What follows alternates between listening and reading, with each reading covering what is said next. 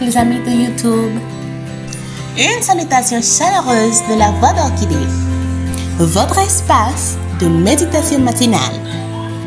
Vous aurez également l'occasion d'apprécier des livres de réflexion matinale en audio.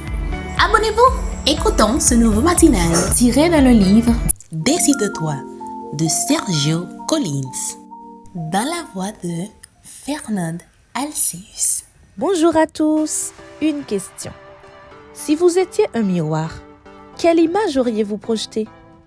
En tout cas, le miroir, c'est là le thème de la méditation de ce aujourd'hui, le miroir. Nous tous qui, le visage dévoilé, reflétons comme un miroir la gloire du Seigneur. 2 Corinthiens 3, le verset 18. On raconte que le célèbre peintre espagnol Salvador Dalí s'est un jour rendu dans un hôpital psychiatrique à la recherche d'un patient qui lui servirait de modèle. Le directeur de l'établissement lui a décrit les patients. En ouvrant la porte d'une cellule, il a dit « Celui-ci se prend pour Napoléon ». Ce à quoi Dalí a répondu que cela n'avait ni rien de nouveau ni d'intéressant. À hauteur d'une autre cellule, il lui a expliqué que celui-ci se prenait pour Néron. Ils ont poursuivi leur visite sans trouver personne pour susciter l'intérêt du peintre. Cependant, quand le directeur a ouvert une des dernières cellules, Dalí a aperçu un visage déboîté, aux yeux gonflés et aux cheveux ébouriffés. Enthousiaste, il s'est alors exclamé « Je l'ai enfin trouvé! C'est vraiment un fou génial! Personne ne pourrait le nier. » Le directeur a alors expliqué « Mais monsieur Dalí, cette cellule est inoccupée.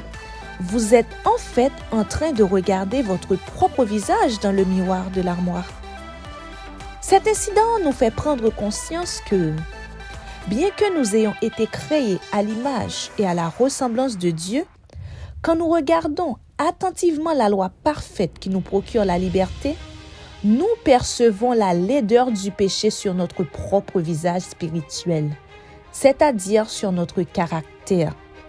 Contempler et suivre l'exemple de Jésus restaurera en nous l'image de Dieu. Car, par lui, Dieu nous rend justes. Il nous choisit pour lui et il nous libère du péché. C'est dans 1 Corinthiens 1, le verset 30.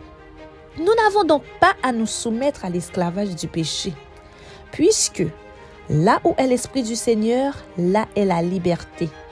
Nous tous, qui le visage dévoilé, reflétons comme un miroir la gloire du Seigneur, nous sommes transformés en la même image, de gloire en gloire, comme par le Seigneur l'Esprit. 2 Corinthiens 3, versets 17 et 18. Tu peux aujourd'hui prendre la décision de refléter la gloire de Dieu dans tes actions et tes paroles.